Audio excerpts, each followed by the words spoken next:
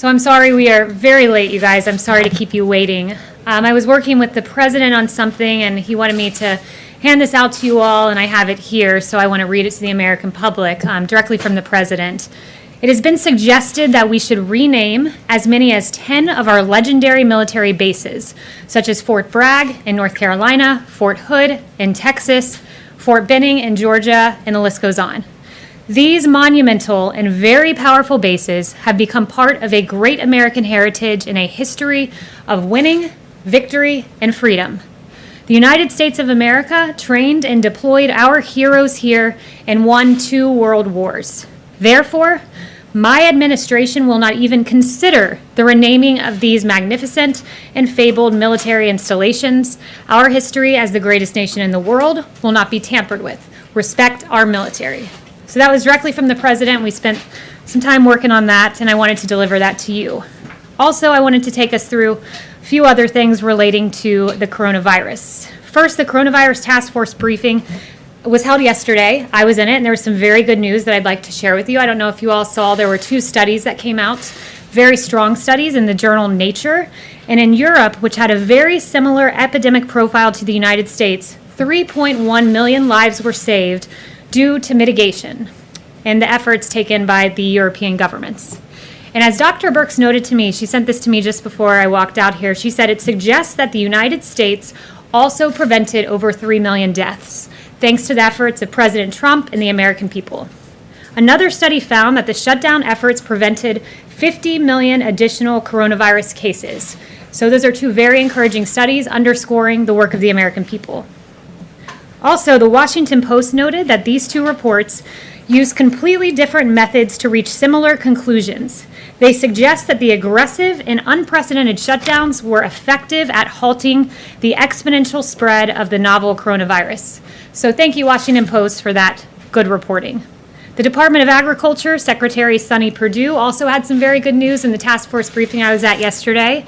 America's meatpacking facilities, at one time it looked like they were going to need to close. That was unacceptable to the administration. So we took action. The coronavirus task force took action. And now I'm pleased to report that these meatpacking facilities are operating at 95% capacity compared to 2019.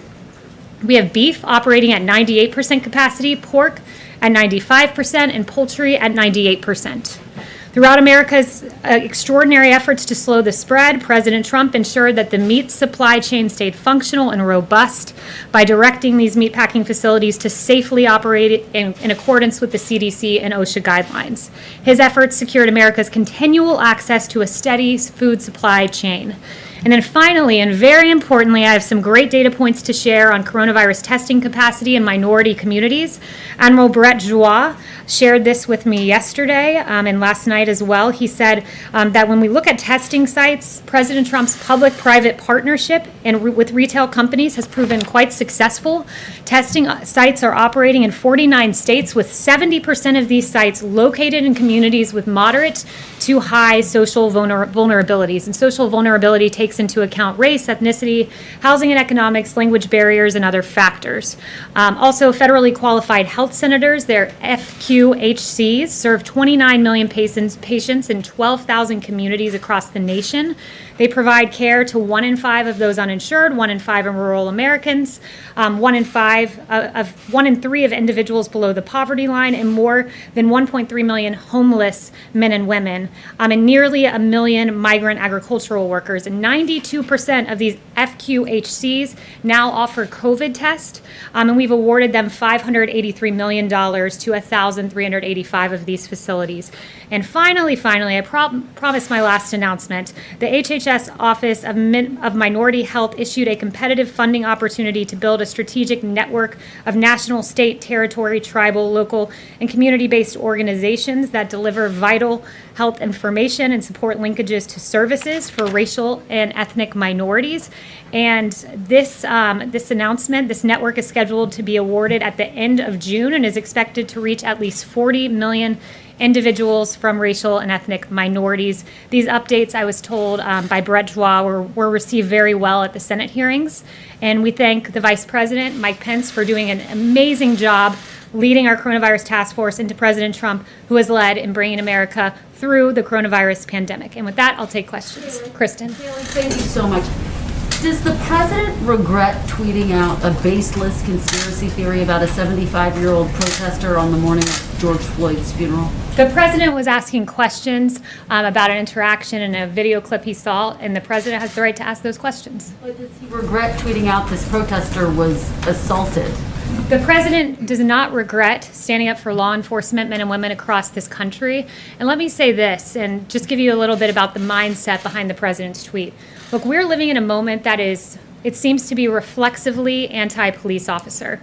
And it's unacceptable to the president. In this tweet that he sent out, he was in no way condoning violence. He was not passing judgment on these two officers in particular. But what he was saying is this: when we see a brief snippet of a video, it's incumbent upon reporters and those who are surveying the situation to ask questions. Rather, upon the president to have facts before he tweets anything out. He's the president of the United States. the president did have facts before he tweeted it out that undergirded his questions. Baseless conspiracy theory. Do It's you not a acknowledge baseless that? conspiracy. No, not at all. I won't acknowledge that because look, let's contrast this to the George Floyd situation, which that horrific video that we all saw.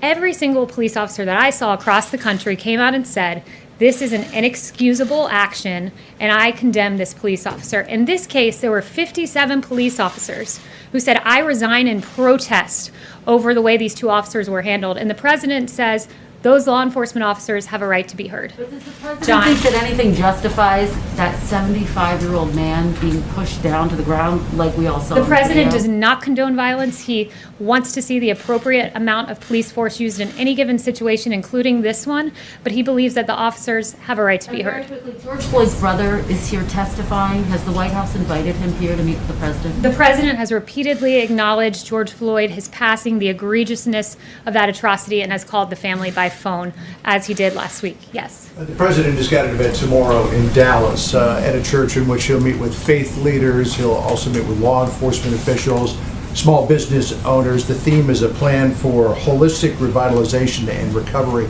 Will the president be announcing any policy in regards to police reform tomorrow, and what might that policy form? Yeah, so that's a very important question. And as it stands currently, the president has spent the last 10 days quietly and diligently working on proposals to address the issues that the protesters have raised across the country, legitimate issues.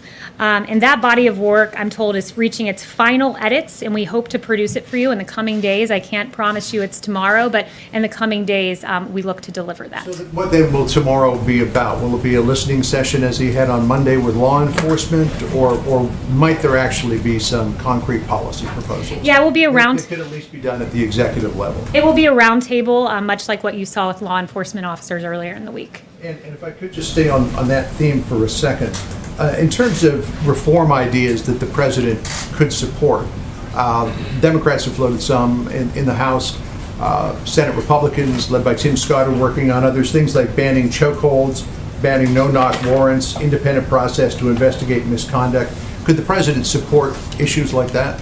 So again, don't want to get ahead of the announcements. What I would say is each issue is being looked at as to what would make a difference. Everything that you've suggested has certain ramifications, so he has to look at each of these in great detail as he's done over the last few days. And I would just note one thing that AG Barr said was that in the Democrat bill, they talked about needing to reduce immunity to go after bad cops, but that would result in police pulling back. So that is one thing that is a non-starter. So what is that? It's called qualified immunity. Yes. Is that a red line for the president? That's a non-starter in the Democrat legislation. Yes, John. Does the president believe there's a problem with institutional racism in this country and institutional racism in law enforcement? Look, I've answered this question. I think this is the fourth time I've been asked it, and I've said each and every time, there are injustices that we have seen. Clearly, that tape of George Floyd was inexcusable, gut-wrenching, difficult to watch, and it was really a beautiful funeral yesterday, all the great testimonies to his life. We recognize those injustices. Sandra Bland, another example. But this president knows fundamentally that most police officers in this country are good, that the 750 men and women that have been injured, that David Dorn, the police officer who was killed, and Patrick Underwood, the law enforcement officer who was killed, are emblematic of what police in this country stand for. That is the best, that is the brightest, and that is our domestic heroes. Yes. The reason why I'm asking it now is, does he believe that action needs to be taken to fundamentally change the way law enforcement is done in this country, to make fundamental changes so that there isn't the kind of disparities that we see along racial lines. Well, the president's looking at various proposals, and I would say this president has done a whole lot more than Democrats have ever done when it comes to rectifying injustices. Where you had the crime bill of the 90s, which created great racial disparities in our justice system, and President Trump rectified some of those with the First Step Act. So President Trump's about action, and he's shown that, and he recognizes injustices and acts promptly when he sees them. Yes. Yeah, Thanks, does Bailey. the president agree with the recent announcements from the Marines and Navy about their policies banning the display of the Confederate flag? So I haven't spoken to him on that specific one. He does, as I noted at the top of this briefing, fervently stand against the renaming of our forts, these great American fortresses where literally some of these men and women who lost their lives as they went out to Europe and Afghanistan and Iraq and all across this world to win world wars on behalf of freedom. A lot of times the very last place they saw was one of these forts. And to suggest that these forts were somehow inherently racist and their names need to be changed is a complete disrespect to the men and women who the last bit of American land they saw before they went overseas and lost their lives were these forts. Just one follow-up. Yes, Jeff. So an ex-judge appointed to review the Flynn case said the Justice Department has engaged in highly irregular conduct to benefit a political ally of the president, and he urged the presiding judge in the case to deny attempt by the government to dismiss the charges. What is the White House reaction? That's the first I'm hearing of that. I'd point you to DOJ on that. Jeff. Thanks, Gailey. Congressional Republicans, including Congresswoman Liz Cheney, have criticized the president's decision to reduce the number of U.S. troops in Germany. Some saying that it will embolden Russia if the United States does that. Did the president make that decision to punish Chancellor Merkel for deciding not to come to the G7 in June? Look, I have no announcements on that front, and he never makes decisions to punish certain world leaders. He acts in the best interest of the United States. Just Yes. to follow up on another issue on Yeah. distance with regard to the tweet. One of the things that the president said in his tweet was that the gentleman fell harder than he was pushed. How does that work in terms of physics? Look, the president raised several questions based on a report he saw. He has a right to ask those questions, and where he stands is squarely with law enforcement. He was making no judgments, not condoning violence, not saying what happened in this case with these two officers was right or wrong, but he's standing back and saying we need to ask questions before we destroy lives and convict people in the court of public opinion. Yes. Thanks, Kelly. Two questions on the economy. First of all, both the chair of the Federal Reserve and Steve Mnuchin said today the U.S. will definitely need another round of stimulus. How urgent is that for the president? I mean, how soon do we expect him to meet with Democrats to discuss the next legislation? Yeah, it's a good question. He met on a potential Phase 4 policy last week. It was a very promising discussion with his economic advisors. So that's in the works as to when and if we see that, but it is a topic of discussion. He was encouraged by the jobs report. We were supposed to lose 7.5 million jobs. We ended up gaining 2.5 million, a swing by 10 million. It was described to me as one of the, by one famed economist, as one of the worst miscalculations of economists in history to be off by 10 million. That's the size of Michigan. So the president's encouraged because what we're seeing is a belief in the Trump economy and the Trump presidency. What we're seeing is the market soar. We're seeing the S&P have its best 50-day track record in history because they believe in a president that has free market policies that got us to the hottest economy in modern history and will get us there again. Yes. The Federal Reserve today offered a pretty grim economic outlook, saying unemployment is going to be elevated for years. And also this week, we heard from the National Bureau of Economics research saying that the U.S. officially entered a recession. What is the White House response to that? We believe that next month's jobs report will be robust. The president has been clear that Q4, he expects Q3 to be a transition period, Q4 to be robust, and next year to be a very hot year. And I would note that those in the prediction business, they were off by 10 million. That's not too good. So I'd go back and look at some of the models that were off and how extraordinary the jobs report was last time, including 300,000 new jobs for Black Americans. Yes. Thank you so much. The president met with Mitch McConnell today, we understand. Can you kind of fill us in on what that discussion was about? Any updates? So I have no announcements on that front. Those were his private meetings, so no announcements out of that. Can I just add to Jonathan's question?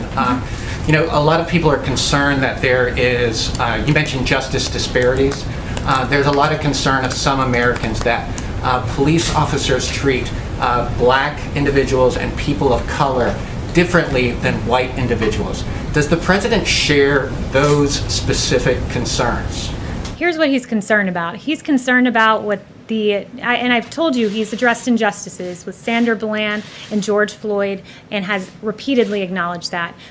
But here is, in addition to that, his concern, put very well by New York's Police Benevolent Association President Mike O'Meara. Our legislators are failing us. Our press is vilifying us. He's saying us as police officers, stop treating us like animals and thugs. We've been vilified, and it's disgusting. When you have a sitting Congressman, Ilhan Omar, calling cops cancer, what do you think that leads to? The AP reported on a shooting in front of a police department today in California. Let's stop vilifying our officers. Let's recognize injustice where we see it, but recognize all of us in here are safe because of our police officers doing their job each and every day. I understand that, but there are concerns among many Americans that people of color are not treated the same by police, and that is what many of the protests have been about. Does the president share those specific concerns? The president believes most of our police officers are good, hardworking men and women, like David Dorn, who was killed among these riots, like Patrick Underwood, who was killed among these riots. Those are our police officers. They are our best. They are our brightest. They're absolute places of injustice. We're addressing those. We're looking at legislative proposals and EOs, and what ultimately is determined, we'll see in the coming days as to what will work as a policy prescription. But stop vilifying our officers, because they deserve better than that. They're out there. They're working hard. 750 injured just in the last week and a half, and we need to recognize that. Yes. Back on the Buffalo protester, is the president disappointed that more Republicans have not lined up to support the questions he asked, to use your characterization of it, which many people also characterize it as a conspiracy theory? And secondly, has the president reached out either to the injured gentleman or to the police officers involved? So first of all, President Trump, I would say, he's not focused on what Republicans are saying or not saying on the Hill. He's focused on making changes. As I said, he's been diligently hard at work the last 10 days, and that is where his focus squarely lies at the moment. Yes. Thanks, Kelly. And has he reached out to either the gentleman or the... Not that I'm aware of, no. Did you consider it? Not that I'm aware of. Hello. Yes. You started this briefing reading off some statistics about success of mitigation efforts on the spread of COVID, but we're now seeing a spike in cases in more than a dozen states and increased hospitalizations in a lot of those as well. So, and many public health experts attribute these spikes to Memorial Day weekend gatherings and other aspects of the reopening process before these mass protests. So why is President Trump continuing to urge reopening given this trend, and should we be slowing down a little bit on the reopening process as we see cases spike? First, let me know as it pertains to Memorial Day. A week ago today, the vice president's team told me, I wasn't in task force that day, but that it was said that in fact that there was no linkage to Memorial Day as being some point of spurring wild outbreaks and rises across the nation. What I would say though, I talked to Dr. Birx and she said what we've seen is that in general, April averaged out to be about 30,000 cases a day. May was about 25,000 cases a day. Currently, we're at around 20,000 cases a day. And you've got to look in a nuanced way at each of these states. Like, for instance, Texas is one of the places where they're saying we're seeing a steady slope, not a huge rise, but part of it's in due to the fact that they're testing in long-term care facilities and in prisons, and the more testing you do, the more cases you identify. Can I ask a follow-up? President Trump is planning to restart campaign rallies within the next few weeks. What sort of precautions is he going to be taking at his rallies for the safety of the rallygoers? So we have no rallies announced just yet. You're right about the 2-week timeline that was put forward. But we will ensure that everyone who goes is safe, but no specific announcements on that front. And I would direct you to the campaign for more information on that. Yes. Yes, thanks for taking my question. Owen Jensen with EWTN News. We've seen thousands of people in the streets protesting, exercising their constitutional right. Those, of course, doing it peacefully. At the same time, churches in many cases told to limit their gatherings, in some cases to 10 or no more. Does the president see a double standard there, constitutionally speaking? And if, can you explain, please? There are absolute double standards that we've seen, and that's why the Justice Department set up a task force, if you will, or a group to look at civil liberties as during coronavirus shutdowns. I read about one case where you had an allowance of outside gathering and protest, but indoor churches could not gather, even with socially distanced protocols. He absolutely sees an issue. There have been several cases pointed to where people attending church in their cars were targeted by law enforcement officers. So that's unacceptable. People should be allowed to worship. We have a First Amendment in this country. There's a way to safely do it. I went to Mass and was able to safely attend, distance from people, and there were appropriate protocols that were taken in that case, and that's what we hope to see, as the President made eminently clear a few weeks ago. Follow-up on that. Not too long ago, he asked for all churches to reopen. Is he happy with the progress or no? He's happy with the progress. I've seen, in fact, that very week, a church that I visited reopened, a church down the road from me. So I think he gave a lot of courage to the faith community to reopen, to do so safely. And look, here we are, I think 4 weeks later, and we haven't been hearing about, rampant outbreaks in places of worship. The First Amendment's a beautiful thing. People have a right to go to church or mosque or synagogue. Yes. Yes, hi, Kelly, thanks. Still on COVID, the President seems pretty unconcerned so far about November and the COVID situation, whether people are going to be afraid to go to the polls or whether there's going to be a lot of delays because of the COVID. He recently said it's a long way off, I think meaning that the pandemic would have died down by then, essentially. But given that it hasn't actually gone away, people are obviously still dying every day and there are some spikes, and it's not that far away, 5 months. Are any measures being taken at all to guarantee that this election is going to go smoothly and everyone who wants to vote can vote? Yeah, well, I've not seen much criticism of the protest and socially distanced and mitigation efforts. About the election, not I think protest. there's a way to safely vote if you can safely protest, and that's what the president would like to see. There's a way to safely vote. There's a way to safely go to church, and you're asking a hypothetical about something 5 months from now at a time, ironically, when the media hasn't expressed much outrage about a lack of mitigation efforts taken by some of the protesters. Just wondering about the election. That's what everyone Raquel. cares about. Thank you so much, Katie. Two questions. First, is the president concerned the protest could lead to another outbreak of coronavirus? And a second question, President Trump said that he does not believe the death toll in coronavirus cases figures from some countries. Does he trust the figure from Brazil? Is the White House concerned that the Brazilian government is hiding information about COVID-19? So I haven't spoken to him about the Brazil numbers, but I have heard him on several cases, probably at least 5, mention that he'd seen what's going on in Brazil, and he was hurt to see how many people have been affected by COVID down there. So he has mentioned Brazil specifically. I believe he even sent some ventilators to Brazil because we had such an overflow of ventilators here because America really, under the leadership of President Trump, snapped into action and shored up what was supposed to be a ventilator shortage. And delivered, this administration delivered. So I would just note that he's mentioned great concern for the people of Brazil. Katie, just the first question that I asked, is the president concerned the protests could lead to another outbreak of coronavirus? Now we're monitoring that. Right now we're encouraged to see that cases have declined month over month, but the vice president, as I walked out here, said the task force is well aware of monitoring individual situations in particular states. Niels. Kaylee, thank you.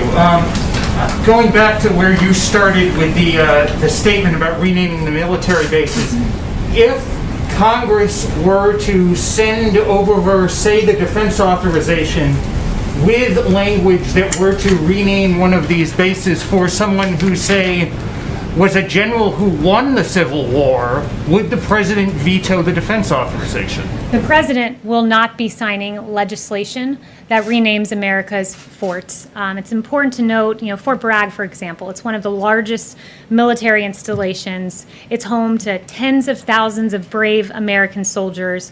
And when you think of Fort Bragg, we think of the brave soldiers that deployed from there. We think of all 5 World War II airborne divisions, the 82nd, the 101st, the 11th, the 13th, and the 17th, all trained at Fort Bragg. The 555th Parachute Infantry Battalion. This was the first black parachute battalion trained at this fort.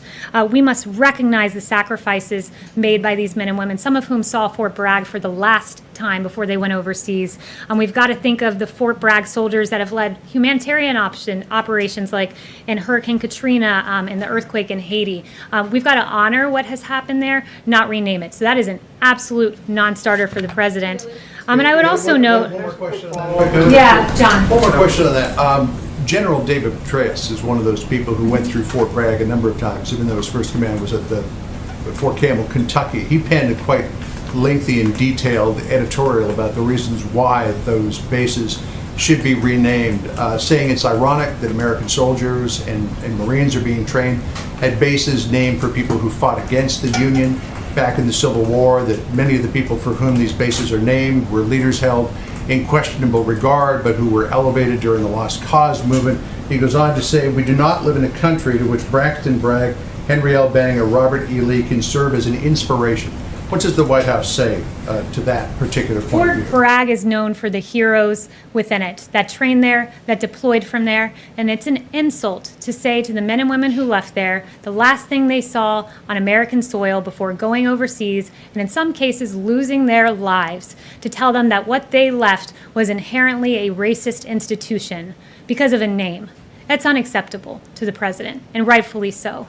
And I would also note, where do you draw the line here? I'm told that no longer can you find on HBO Gone with the Wind because somehow that is now offensive. Where do you draw the line? Should George Washington and Thomas Jefferson and James Madison be erased from history?